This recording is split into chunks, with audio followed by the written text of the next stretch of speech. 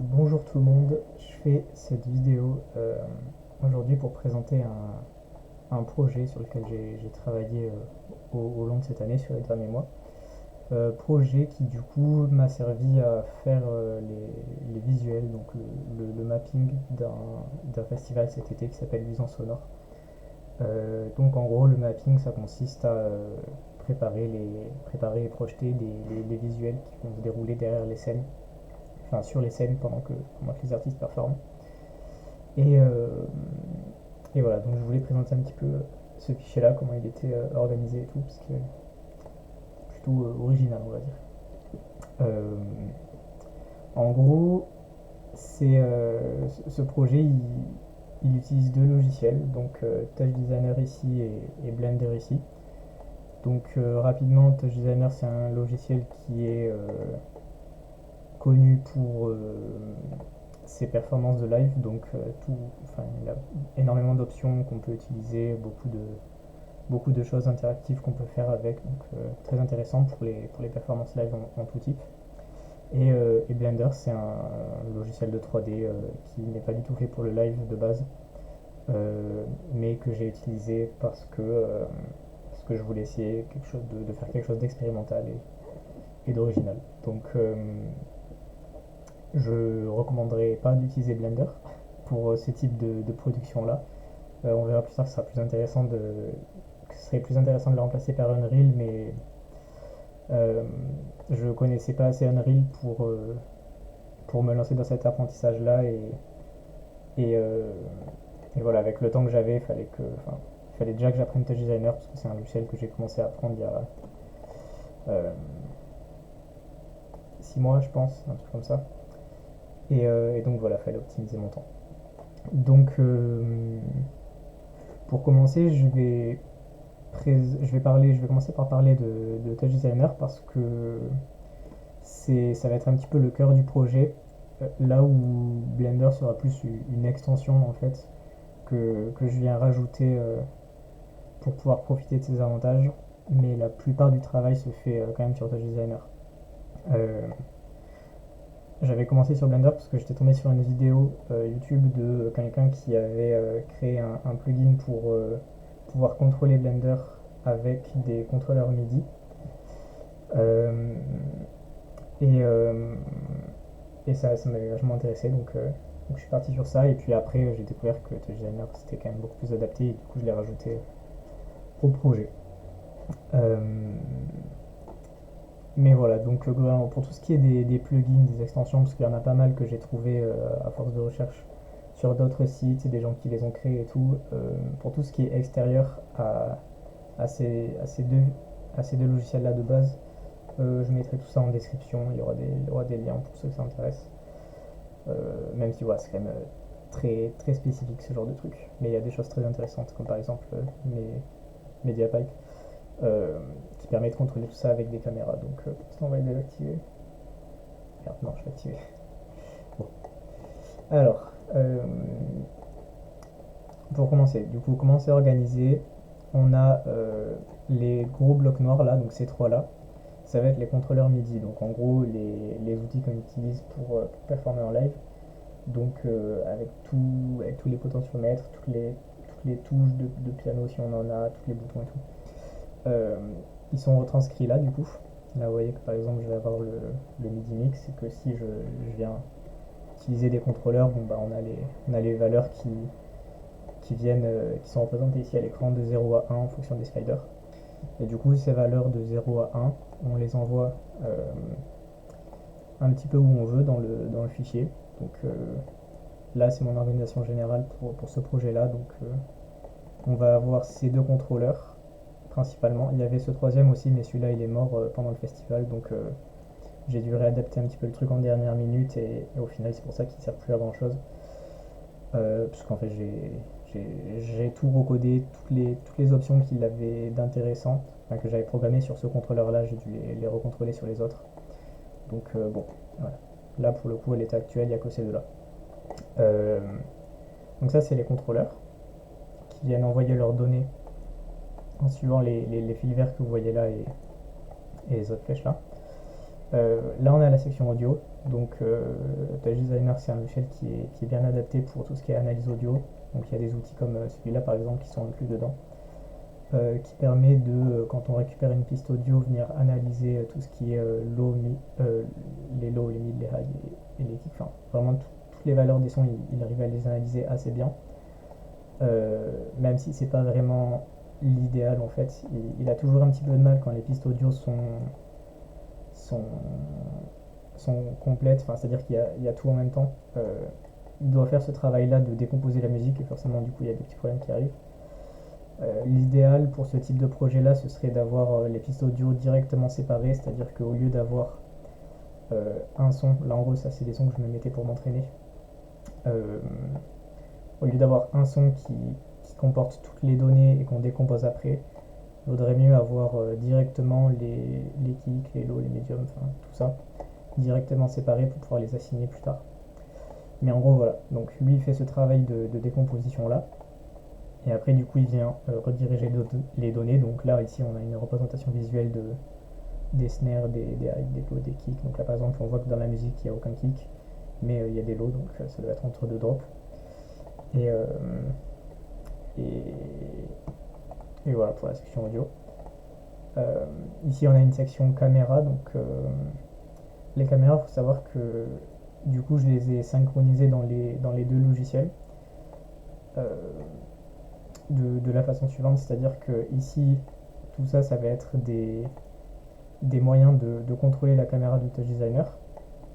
Et une fois que tout le setup est fait pour pouvoir contrôler la caméra avec nos contrôleurs MIDI, euh, je récupère les données de la caméra, donc on va pouvoir voir ici, donc sa position, la focale et sa rotation, et je les envoie donc directement à Blender via un plugin, donc le plugin dont j'ai parlé au début qui s'appelle Add Roots, et qui permet voilà, de venir envoyer donc toutes ces valeurs là.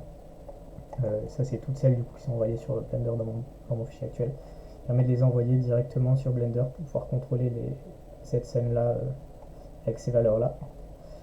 Donc ça marche par MIDI ou OSC, les deux ont leur avantage et leur inconvénient. Euh, et du coup ensuite, une fois qu'on a les valeurs injectées dans Blender, on va pouvoir contrôler tout ce qui s'y passe. Donc là par exemple, pour le niveau de la caméra, je vais pouvoir contrôler euh, la rotation de la caméra. Donc cette rotation elle se fait d'abord sur Touch Designer, ensuite euh, la valeur est capturée et envoyée à Blender. Donc on a la rotation, on a aussi notamment la hauteur, euh, le focus, donc ça c'est la hauteur mais du focus, c'est pour diriger la caméra. On a la distance du centre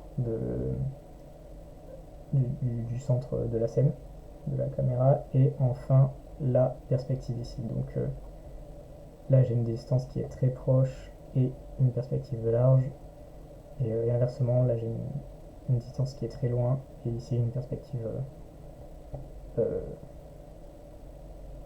plus... Enfin bref, voilà, vous avez compris. Euh, donc ça c'est que pour le contrôle de la caméra, mais ça va fonctionner pareil pour tous les objets qu'il y aura après. Je vais peut-être vous montrer 2-3 exemples, mais je vais essayer de faire ça assez vite quand même. Tout est contrôlé donc d'abord sur Touch Designer et ensuite envoyé à Blender via le plugin que je mettrai en description. Et ensuite on a un autre plugin du coup euh, qui s'appelle Siphon Spout je crois, qui a récupéré ce que voit la caméra de Blender et le renvoie directement du coup sur Touch Designer. Euh, donc là voilà, ça donne globalement ça le processus. Et ensuite, une fois que du coup on capture la caméra de Blender ici, on peut faire donc du compositing en venant fusionner ce que voit la caméra de Blender et ce que voit la caméra de Touch Designer. Donc, et pour faire ça, j'ai fait donc un principe de fond vert en fait tout simplement, où là on va pas spécialement pouvoir le voir, mais le, l'environnement en fait a un fond vert très foncé qu'on peut voir ici. Là si je l'augmente il est plus clair, mais je le garde foncé parce que en fait ça change rien. Et du coup, après sur Touch Designer, derrière, on peut euh, venir reconnaître les valeurs vertes. Donc voilà, par exemple ici, on le voit, et les supprimer. Donc là, tout est supprimé, tout ce qui est en vert, bon, à part le trait, c'est que c'est pas la teinte exacte de vert que j'ai spécifié ici. Mais tout ce qui est trait rouge et la grille, c'est pas supprimé. Et du coup, à partir de là, on peut venir additionner l'un sur l'autre et rajouter toutes sortes d'effets par-dessus. Euh, je rentrerai peut-être un peu plus dans les détails après, puisque en plus du fond vert, du coup, on peut faire d'autres couleurs. J'ai d'autres fonds rouges, par exemple, mais on en parlera après. Et au niveau des groupes principaux, là, du coup, on a aussi la webcam. Euh, Ça, c'est un, un outil qui a été développé. Bon, j'ai pas le nom de la personne qui l'a développé, mais je le mettrai en description. Qui permet de reconnaître en fait. Hop, on va peut-être le montrer. Qui permet de reconnaître les différentes parties du corps humain. Donc là, j'ai activé que la main, mais il y a aussi le visage, je le montrerai après. Et les poses, et ça le fait vraiment très bien. Et ce qui est vraiment super, c'est que ça fait ça sans internet. Et ça, c'est un truc qui m'a beaucoup servi pour le festival parce que ça faisait partie des contraintes. J'avais pas accès à internet.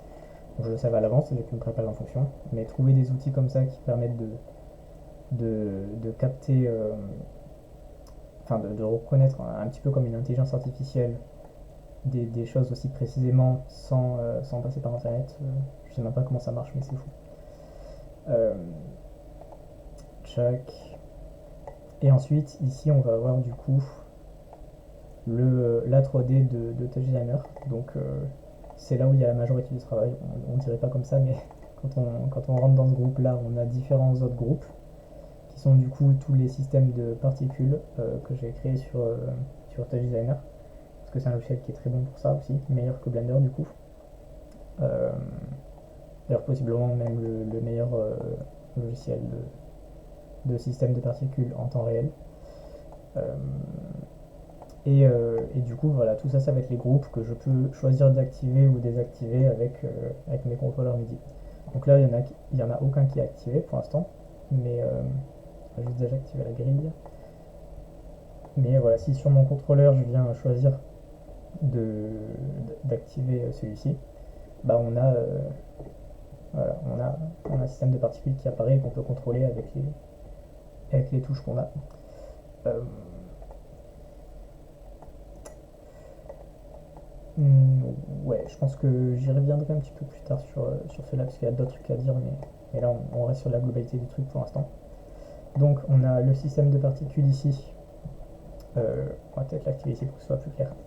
Le système de particules sur Touch Designer. Ici on va avoir du coup un objet, enfin les objets 3D que je peux du coup aussi activer via cet envoi de données là. Donc avec sur mon autre contrôleur MIDI, je vais avoir des objets, par exemple ici on a une sphère, une sphère un petit peu type plasma. Alors il va aussi falloir faire play sur Blender quand même. Voilà. Ok. Et donc là on a une sphère de plasma et on peut du coup venir se déplacer comme pour le système de particules. Et on a donc, on va dézoomer un petit peu, la sphère au centre qui vient de Blender, autour les particules qui viennent de Touch Designer et du coup les deux superposés par le principe de fond vert ici. Voilà, donc là on le voit bien ici, check, et l'addition, ça c'est le résultat final ça. Euh, donc voilà, là on a du coup un red screen donc qui fonctionne comme le fond vert, sauf que ça va être une autre teinte de couleur, donc j'ai choisi le rouge parce que c'était l'opposé, je me suis dit que du coup il n'y aurait pas de conflit entre les deux. Et, euh, et donc par exemple pour ça je peux enlever la sphère et mettre voilà, plutôt ceci. Et donc là vous voyez des lames, on va mettre ça en plus grand. Vous voyez des sortes de lames du coup qui viennent de Blender, donc contrôlées avec les géométries nodes en fait. Ça j'y reviendrai aussi. Et ces lames là du coup elles sont comme ça sur Blender. J'ai du coup défini la couleur des extrémités des lames en rouge pour que ici dans ce groupe là on puisse venir repérer le rouge et le supprimer. Ensuite inverser le masque pour avoir du coup ce masque là noir. Ensuite, on le convertit en blanc et du coup, on a notre masque blanc de là où on veut ajouter l'effet de flamme. Du coup, là, vous pouvez voir que sur les flammes, enfin sur les lames, il y a que la zone que j'ai spécifiée qui émet des flammes. Euh, Globalement, voilà pour ça. Check, ok. Euh, le contrôle des objets sur Blender, il se fait donc de manière procédurale aussi, donc un petit peu comme ça avec des nodes partout. Par exemple, je prends l'exemple des ailes, voilà. Ça, c'est un truc que j'ai appelé des ailes, c'est pas du tout des ailes, mais bon, quand on choisit les noms, tant que je les connais, c'est bon. Euh, Ils allaient aussi, du coup, on peut activer la sphère qui allait au centre, ils allaient avec cette sphère un petit peu steampunk. Donc là, on peut voir un petit peu de tout dessus. On a donc les ailes qui sont activées par le contrôleur MIDI, la sphère aussi. Au centre de la sphère, si on vient se rapprocher, qu'on zoome, on a une partie qui émet du rouge, là vous pouvez le voir un petit peu, donc sur la partie centrale et aussi sur toutes les petites parties qui explosent quand je déclenche des tics là. Et du coup, ce fond rouge est reconnu comme ce qui doit émettre des flammes et ça fait des flammes. Euh, pour les ailes, si je viens de les sélectionner, du coup, ça fonctionne euh, avec un système basé sur les géométries nodes. Et donc en gros, on va avoir une moitié de l'aile qui est l'objet d'origine, qu'on vient dupliquer sur tous les points d'un cercle. Donc là, on dirait plus un carré, mais c'est parce que du coup, avec un de mes contrôleurs, je peux ajouter des nombres de points sur ce cercle, et là, on reconnaît le cercle. Et du coup, sur chaque point, on a un objet qui est dupliqué. Ok, donc du coup, on a le nombre de points qu'on peut ajouter sur le cercle. On a aussi la rotation du total. On a la rotation individuelle. Et on a aussi, on peut leur faire émettre des flammes avec le dernier contrôleur que j'ai du coup.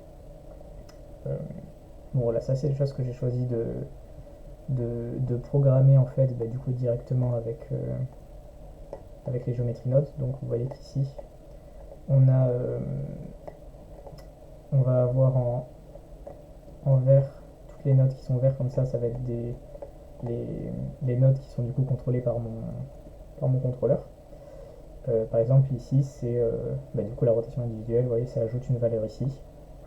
Donc que, que, que j'ai indiqué de finir ici et du coup on peut injecter ça dans une simulation qui influe sur la rotation des sphères. Et du coup, en gros, voilà, ce processus-là, c'est le même fonctionnement pour du coup tous les autres objets. Pareil, pareillement, la sphère au centre, là, c'est aussi une autre création procédurale qui est basée sur ça et enfin, tous les autres objets, ce sera pareil.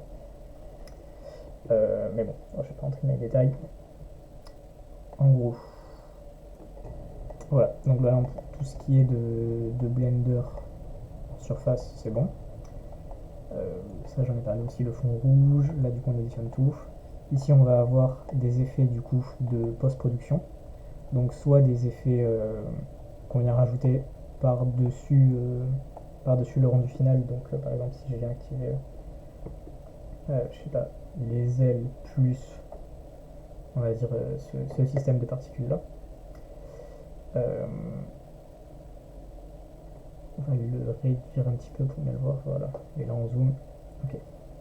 Euh, je crois que ça va être ce bouton. Voilà. Donc là, par exemple, ça, c'est un effet qui vient de cette node là qui du coup vient convertir les images en pixels en fait. Bon, ça c'est un exemple parmi tant d'autres, mais l'intérêt c'est justement de montrer qu'on peut avoir de la 3D derrière, plus Touch Designer encore plus derrière, et par-dessus venir rajouter un filtre, quel qu'il soit.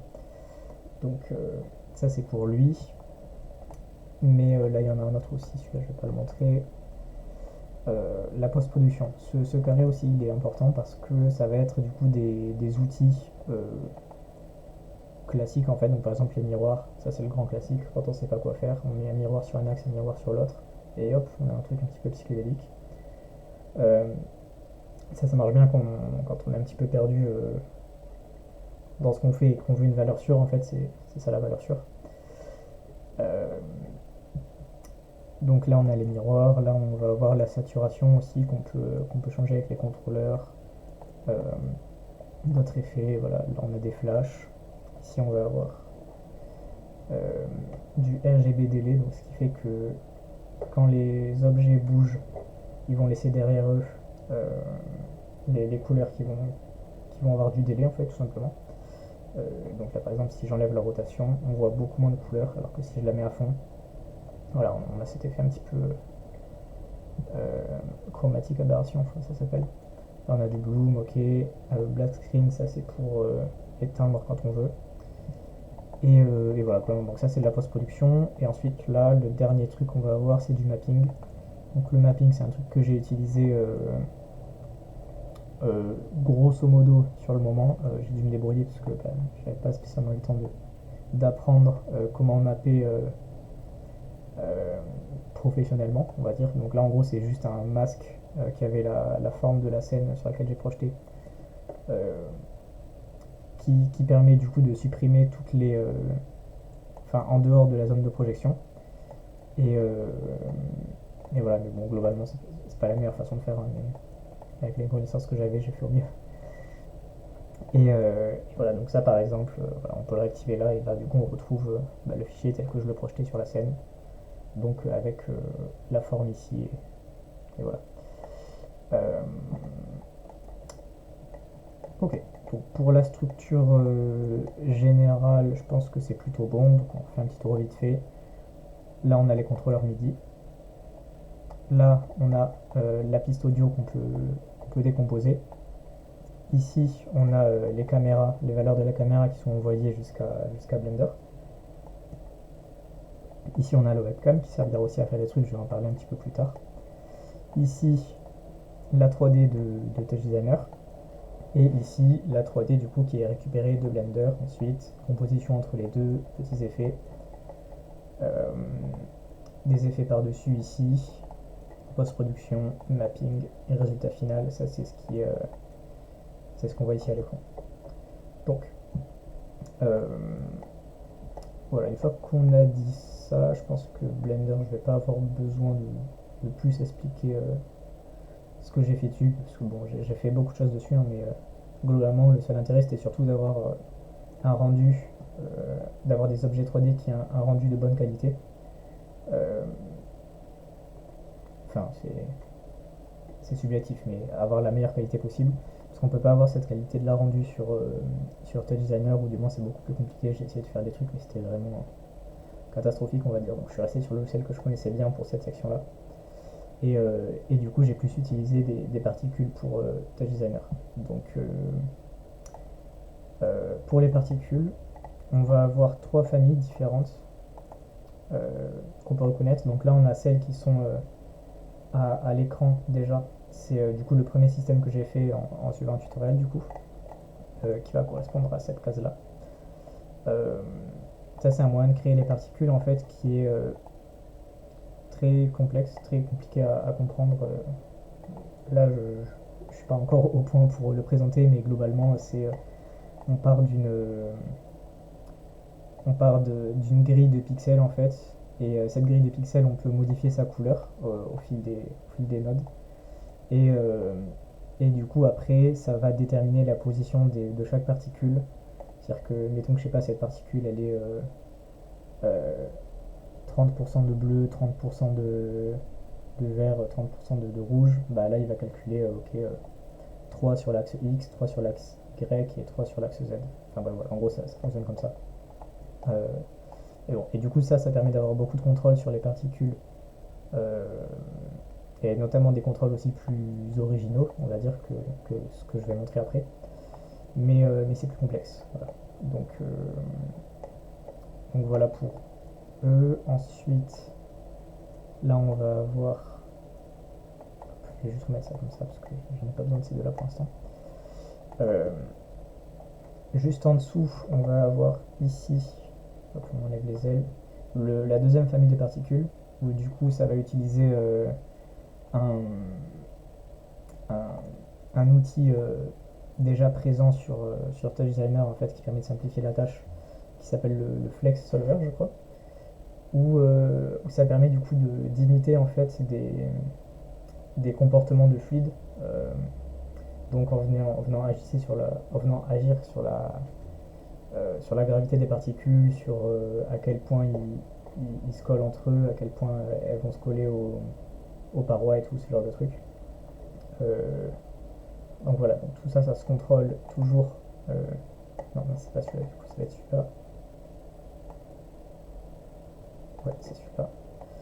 Ça vient se contrôler du coup ici avec une boîte qui délimite le champ des particules, ici les particules et ici du coup le système qui est déjà créé dans Touch Designer et ensuite par-dessus bah, tout le reste c'est des trucs qu'on va venir créer pour contrôler tout ça. Donc ça c'est la deuxième famille. D'ailleurs il se trouve que celui-là il rend plutôt bien quand on le met en miroir. Voilà, ça c'est pour le fun. Euh, la troisième famille de particules, c'est celle que j'ai la plus utilisée parce que c'est la plus intuitive. Et, euh, et du coup, elle va fonctionner. Ça va ressembler à ça. Euh, En gros, c'est juste un objet au centre qui va émettre des particules et ensuite on va venir appliquer des forces par-dessus. Donc on a différents types de forces. On a soit des forces linéaires, comme c'est le cas ici, soit des forces en forme de vortex, soit des forces radiales, donc constantes sur toute la longueur. Donc là, par exemple, vous avez euh, bah, ici une forme linéaire. Ensuite, si je fais ça, ça va devenir une force en forme de vortex. Je vais avoir de ce truc de galaxie un petit peu. Et si je vais voir un autre système de particules que j'ai créé ici, là on a le truc constant, donc qui va dans tous les sens. Euh, donc ça permet de pouvoir venir jouer avec différents trucs, donc c'est-à-dire que celui-là ils vont plus être utilisés pour les kicks, je dirais, tandis que lui, ce côté-là, voilà, ça va plus être pour les notes prolongées. Donc je pense à la drum and bass, ça en est très bien pour ce type de musique. Et voilà, donc après l'intérêt du coup c'est d'avoir différents types de setup qu'on peut venir choisir d'activer ou pas en fonction de la musique qui passe et de venir jouer par-dessus du coup. Euh, voilà, pour les trois types de particules, c'est comme ça que ça marche globalement. Là rapidement, le fait qu'on puisse plutôt bien différencier les deux, c'est que dans la composition de ça, au lieu de les additionner, j'ai mis un concept de soustraction, je crois, un truc comme ça. Comment ils ont appelé ça? Composite, exclude, ouais voilà. Donc en gros, s'il y a du blanc sur du blanc, bah, ça devient du noir. Et du coup, c'est comme ça qu'on peut voir bien les deux types de particules et ça donne un petit effet plutôt sympa. Euh, voilà. Je peux aussi contrôler du coup la vitesse des simulations. Donc là, c'est la vitesse maximale. Et ensuite, on peut du coup venir baisser cette vitesse, hop, parce que la vitesse est minimale là. Et du coup, ça vient figer un petit peu l'image. Ça va être un truc intéressant que je vais vous montrer du coup pour le prochain sujet. Et ce sujet-là, c'est du coup comment on peut contrôler les différentes façons de contrôler les systèmes de particules qu'on a là. Donc là, ce que je vous montre depuis tout à l'heure, c'est avec du coup le clavier MIDI que j'ai. Euh, où du coup, je vais avoir une touche pour les kicks, une touche pour les notes prolongées et une touche expérimentale, on va dire. Et mais voilà, donc ça c'est le contrôle par MIDI. On peut aussi du coup le contrôler directement par l'audio. Euh, donc l'audio, c'est un truc que j'ai un petit peu mis de côté au moment du festival parce que j'avais pas réussi à récupérer les pistes audio en fait comme j'aurais voulu. Mais par contre, je peux peut-être montrer rapidement avec une piste qu'on va avoir là. Ce serait bien juste qu'il y ait que ce soit un moment avec des kicks parce que sinon on va pas avoir grand chose. Euh,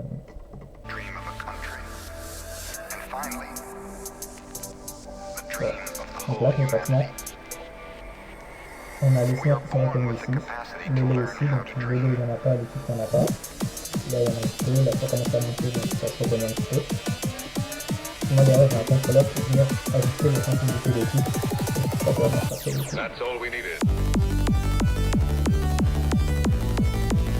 Voilà. Voilà, donc là on va ajuster le contrôleur pour détecter plus facilement les kicks, parce qu'en fait c'est un petit peu compliqué quand les kicks sont mélangés.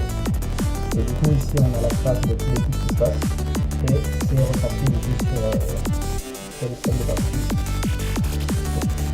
On va couper la musique.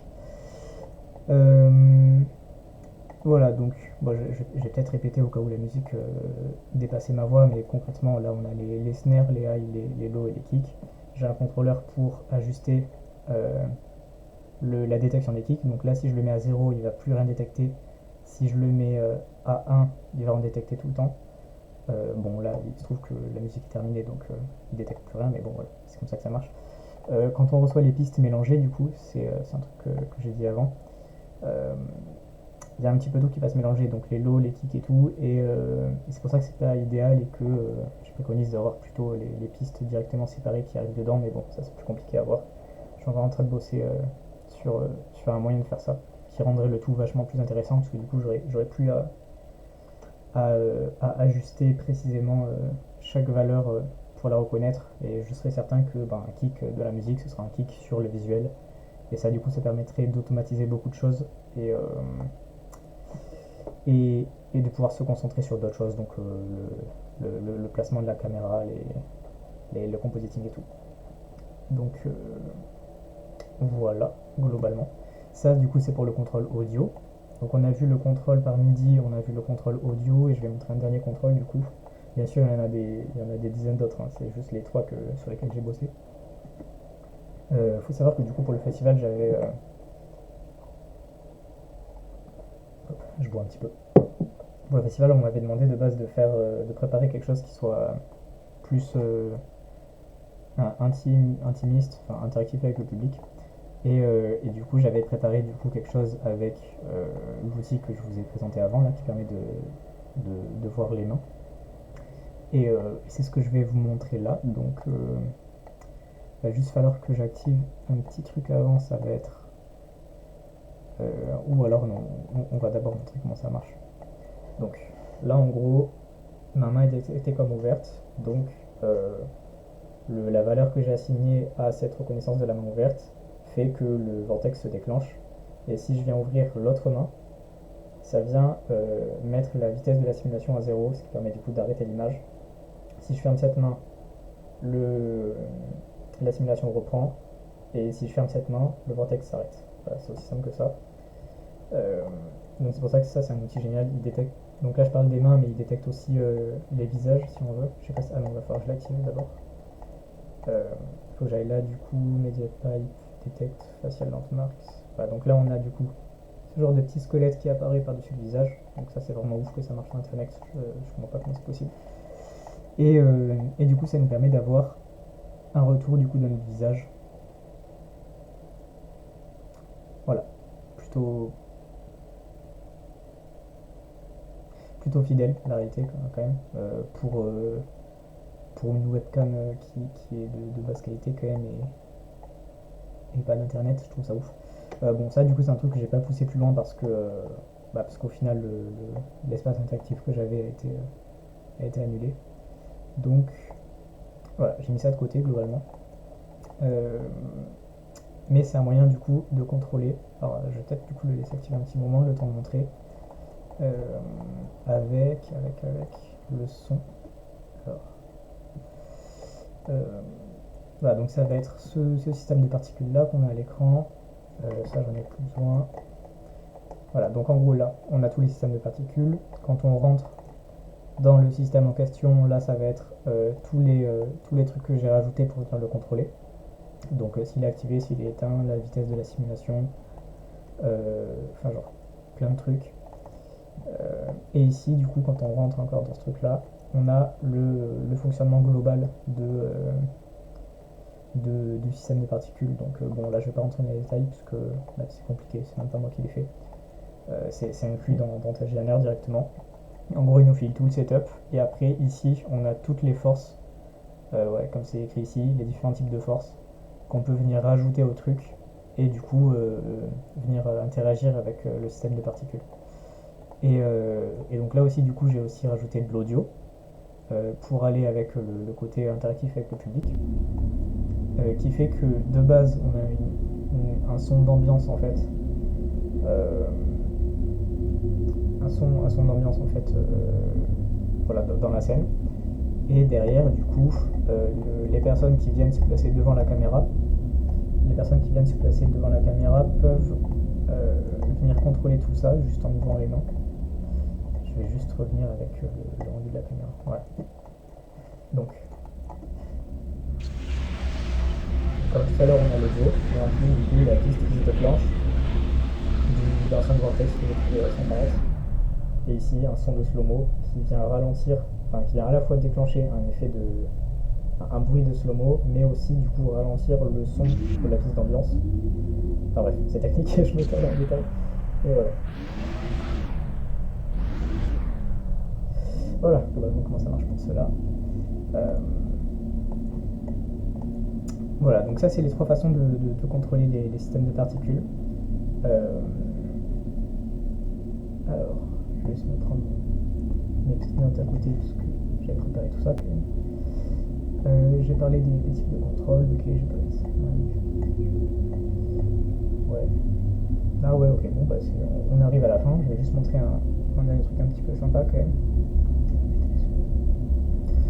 Ouais, on va montrer un dernier petit truc. C'est du coup que déjà on va couper ce son là. Chac, voilà, ici. Et avec la caméra, du coup, un autre truc qu'on peut faire intéressant, c'est venir du coup directement modifier en fait les effets qu'on voit sur la caméra. Un petit peu comme, comme ce qu'on peut retrouver sur After Effects en fait, tout simplement. Euh, alors, voilà, on va enlever ça. Donc on peut mettre différents types d'effets. Donc là par exemple je vais montrer celui-là. Donc ça va être un type d'effet qui s'appelle l'ASC2 je crois. Donc j'ai suivi un tutoriel parce que c'était une grosse galère à produire. Mais voilà. Globalement ça vient prendre l'image qu'on a ici. Et ça vient la transformer en fait directement avec les effets qu'on veut. Par exemple là on va avoir donc ça je contrôle ça avec les contrôleurs MIDI du coup la taille des émoticônes.